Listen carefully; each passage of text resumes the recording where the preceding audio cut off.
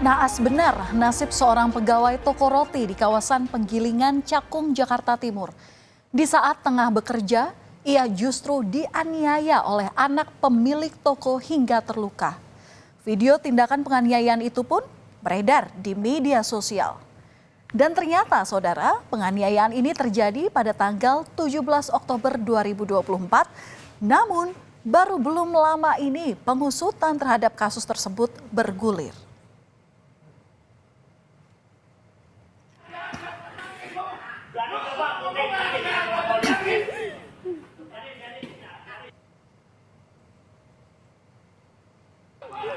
Kemarahan anak pemilik toko roti pria bernama George Sugama Halim ini tak terbendung usai korban yang merupakan karyawan toko roti menolak mengantarkan makanan ke kamarnya. Dalam rekaman video dan juga pengakuan korban, pelaku ini melempari korban dengan sejumlah barang hingga korban terdesak dan terluka di bagian kepala. Kasus penganiayaan ini kemudian ditangani oleh Kepolisian Resor Jakarta Timur.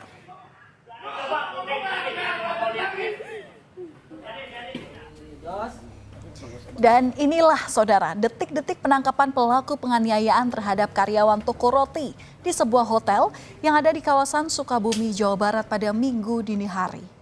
Petugas gabungan dari Polres Jakarta Timur dan Jatanras Polda Metro Jaya mendatangi salah satu kamar hotel yang dihuni oleh pelaku.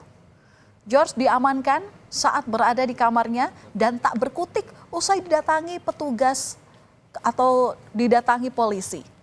Setelah dimintai keterangan, ia kemudian dibawa ke Jakarta.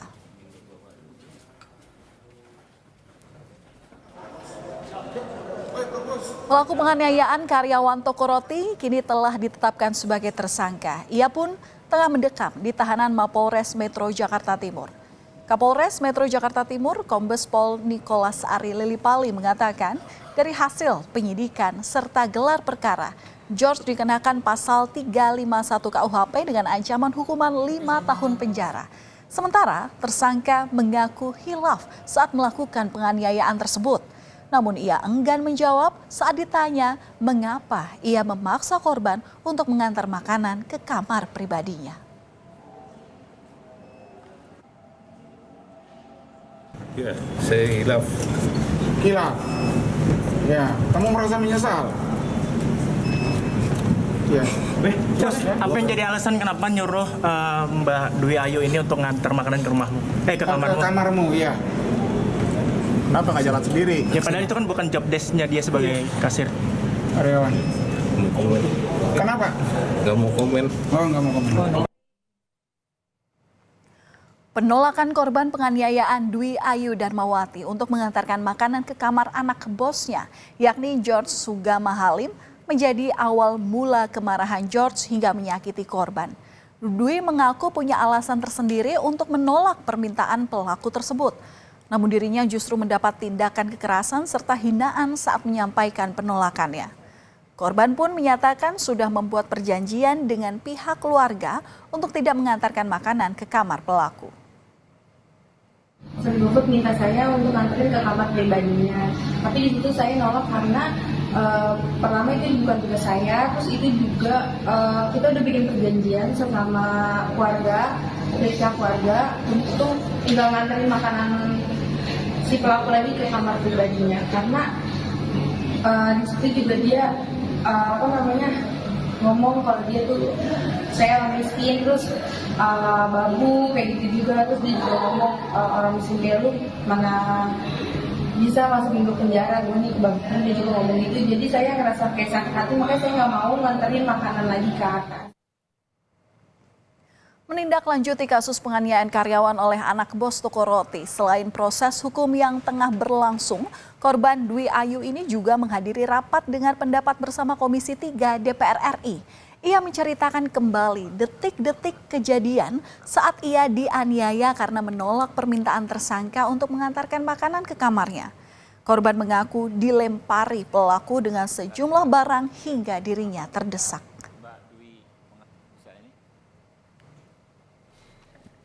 Ngelempar saya pakai patung, terus ngelempar saya pakai bangku, habis itu ngelempar saya pakai mesin edisi BCA, habis itu saya ditarik sama ayahnya si pelaku.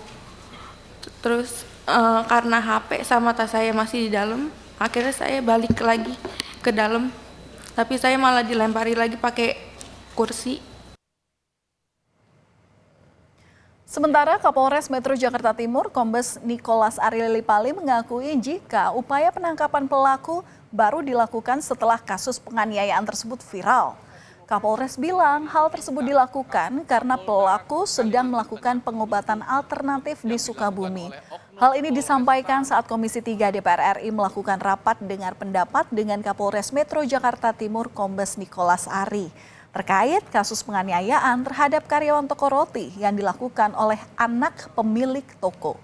Sebelumnya, anggota Komisi 3 DPR mempertanyakan mengapa pelaku baru dapat ditangkap setelah kasus viral di media sosial. Padahal peristiwa ini terjadi pada tanggal 17 Oktober 2024. Pemeriksaan yang bersangkutan kita panggil untuk mau pemeriksaan sebagai saksi pada tahap penyidikan. Iya. Namun yang bersangkutan karena dan orang tuanya karena merasa sudah terancam karena Sudah kabur ke Sukabumi itu. mereka menurut keterangan kepada kami bahwa mereka ke Sukabumi itu karena ada tujuan untuk mengamankan diri dan ada informasi dari salah satu temannya bahwa di Sukabumi ada tempat pengobatan alternatif. Jadi mereka ke Sukabumi dalam rangka itu. Akhirnya kami berkomunikasi dengan orang tuanya dan orang tuanya meminta perlindungan ke kami untuk menjemput dan kami selanjutnya melakukan tahap penangkapan. Berarti sudah viral dulu. Siap, sudah Viral dulu baru ada upaya menghadirkan tersangka. Kira-kira begitu Pak Kapolres ya. Di sisi lain, Saudara, TNI Angkatan Darat merespons tentang beredarnya foto tersangka George Sugama Halim dengan anggota Puspomat yang ramai di media sosial. TNI AD membantah anggotanya jadi backing George.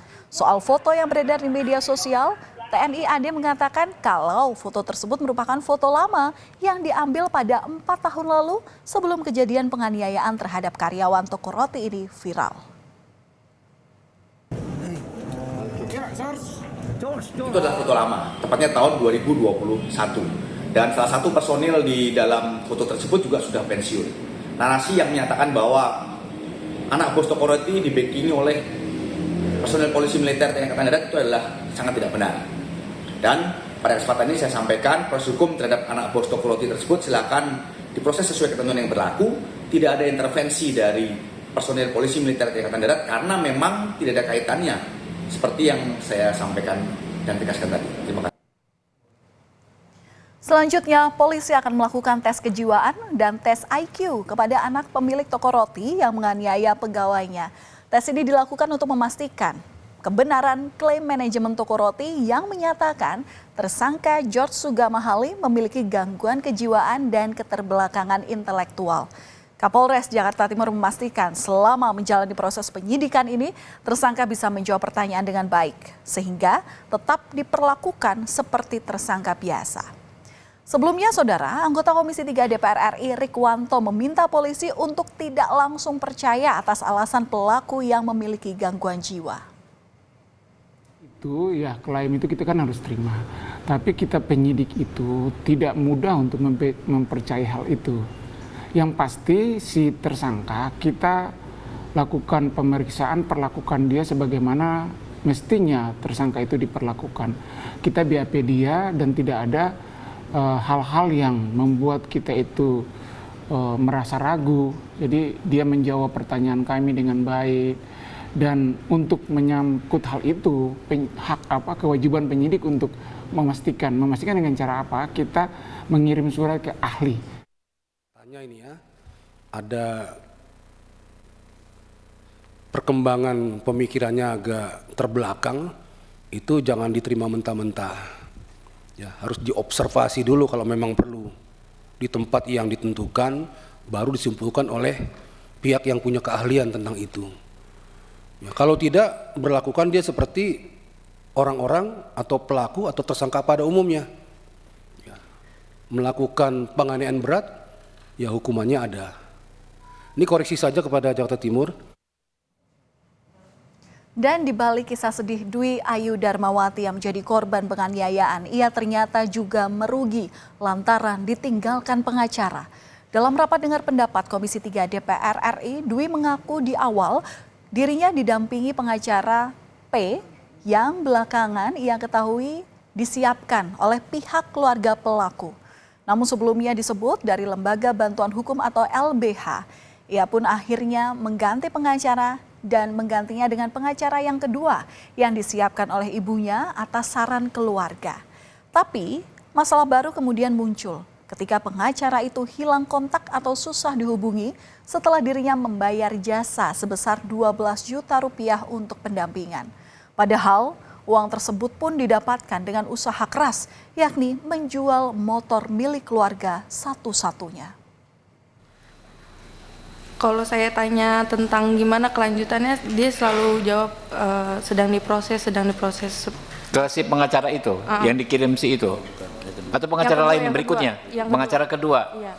Sama juga dari Polda juga ngakunya, bukan? Bukan. Oke. Di situ dia setiap ada info selalu ke rumah dan minta duit. Mama saya sampai jual motor. Jual motor? Iya. Motor satu-satunya. Abis jual motor itu saya tanya-tanyain, itu udah nggak ada nggak bisa dihubungin lagi. Pengacaranya hilang, ghosting lah. Sudah jatuh tertimpa tangga. Ya itulah mungkin yang dirasakan korban penganiayaan anak pemilik bos toko roti Dwi Ayu Darmawati. Sudah terluka karena jadi korban penganiayaan.